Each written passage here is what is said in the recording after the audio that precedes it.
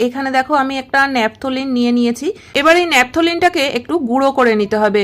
তো আমি এখানে একটা পেপারের টুকরো নিয়ে তার মধ্যে ন্যাপথলিনটাকে রেখে উপর থেকে একটা ভারী জিনিস দিয়ে একটু বাড়ি দিচ্ছি, এতেই কিন্তু গুঁড়ো হয়ে যাবে। তোমাদের কাছে যদি এক্সট্রা হামানদিস্তা থাকে, যেটা তোমরা রান্নাবান্নার কাজে ব্যবহার করো না, চাইলে কিন্তু তোমরা হামানদিস্তাতেও গুঁড়ো করে নিতে পারো। এখানে আমার পুরো ন্যাপথলিনটা লাগবে না, তো সেই কারণে আমি যেগুলো বড় বড় টুকরো সেগুলো সরিয়ে দিলাম, আর যেগুলো একদম গুঁড়ো হয়ে গেছে সেইটুকু আমি নিয়ে নিচ্ছি। তো এখানে আমি একটা মাটির প্রদীপের মধ্যে এই ন্যাপথলিনের গুঁড়োগুলো নিয়ে নিলাম। যদি তোমাদের কাছে মাটির প্রদীপ না থাকে, মাটির যদি চায়ের ভাঁড় থাকে সেটাও কিন্তু তোমরা ব্যবহার করতে পারো। তো এবার দেখো এর মধ্যে দিয়ে দিতে হবে একটু সর্ষের তেল। তো সর্ষের তেল আর ন্যাপথলিনের গুঁড়োটাকে ভালোভাবে মিশিয়ে নিয়েছি, আর এখানে আমি বানিয়ে নিচ্ছি একটা সলতে। এবার এই ন্যাপথলিন মেশানো সর্ষের তেলটার মধ্যে সলতেটাকে ভালোভাবে ডুবিয়ে নিলাম, আর এবার এই সলতেটাকে আমরা ধরিয়ে দেব।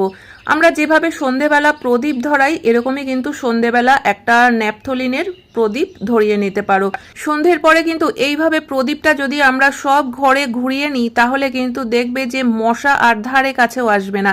বাড়িতে যদি ছোট বাচ্চা বা বয়স্ক মানুষ থাকে, তাদের দেখবে যে অল আউট বা মশার ধূপ কয়েল এসব জ্বালালে কিন্তু শ্বাসকষ্ট হয়ে থাকে। তবে এই প্রদীপটা যদি আমরা জ্বালাই, তাহলে কিন্তু মশাও ধারে কাছে আসবে না, আর এতে করে কিন্তু শরীরের কোনো ক্ষতি হবে না, শ্বাসকষ্টও হবে না।